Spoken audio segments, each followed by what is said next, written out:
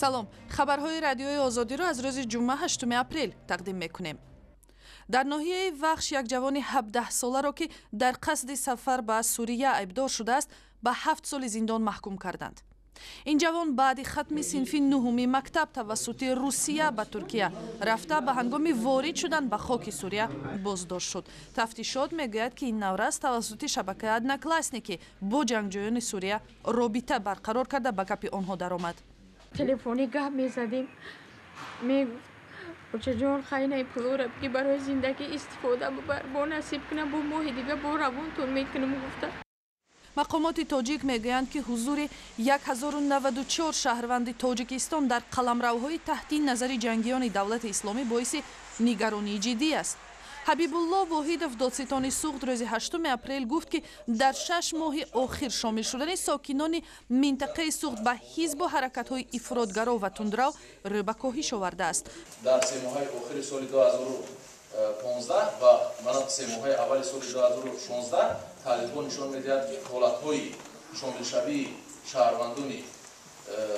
шаҳрвандони мо чи дар ҳудуди вилояш ва ҳизбу ҳаракатҳои экстремистӣ ва ифротгарона нисбатан кам шудааст. воҳидов дар як ҷаласаи мушовараи додситонӣ гуфт ки дар 3 моҳи аввали соли 2016 дар қаламрави минтақа 198 ҷинояти хусусияти экстремистиву ифротгароӣ доштаро ошкор карданд ки назар ба ҳамин давраи соли гузашта 25 адад камтар аст ва ҷиноятҳои имсол ошкор шуда пештар содир шуданд.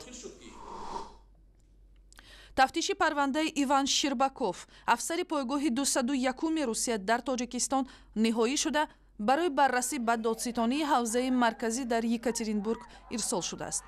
Щербаков дар куштори барқасдона гунаҳгор мешавад.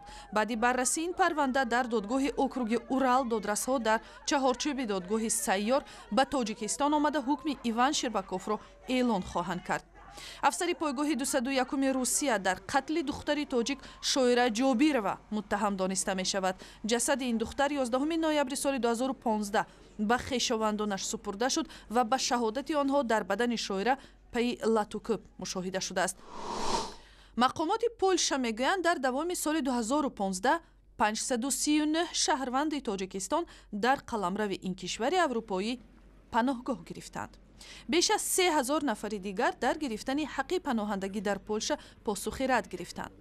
дар гузориши шабакаи муҳоҷирати Аврупо омадааст ки шумори паноҳандагони тоҷикистонӣ дар Лаҳистон соли 2015 назар ба соли 2014 5 баробар бештар шудааст ва аз назари суръати афзоиш шумори паноҳҷӯёни тоҷик якбора афзудааст. ин рақам метавонад навъҳои гуногунро дар бар бигирад ва ин шояд шумораи ҳамаи онҳоест ки мақоми паноҳандагӣ меҷӯянд, на фақат онҳое ки ин мақомро аллакай ба даст овардаанд. дар як соли охир даҳҳо нафар аз тарафдорони мухолифини ҳукумати Тоҷикистон аз ҷумла аъзои ҳизби дар Тоҷикистон мамнӯи наҳзати исломӣ ва фаъолони созмони оппозитсионии гурӯҳи 24 ба кишварҳои Аврупо паноҳ оварданд. рӯзи 11 апрел дар шаҳри Душанбе маросими муаррифии китоби нависанда ва журналист Гулсифат Шаҳидӣ шаҳри ормонҳо баргузор мешавад. тарҷумаи англисии ин асар рӯзи 21 март дар Лондон ба ҳайси асари барандаи ҷоизаи озмуни Авроосиёи боз ҳамоиши китоби Осиёи марказӣ дар соли 2015 муаррифӣ шуд. дар як суҳбат аз шаҳри Москав Гулсифат Шаҳидӣ гуфт аввалин нусхаи ин китоб ба забони русӣ иншо шуда баъдан ба англисӣ тарҷума шудааст. гуфтаниам барои хонандаҳое ки маро мехонанд ва мехоҳанд ба тоҷикӣ, ман албатта ба тоҷикӣ китобҳоямро чоп мекунам. ман ваъда медиҳам.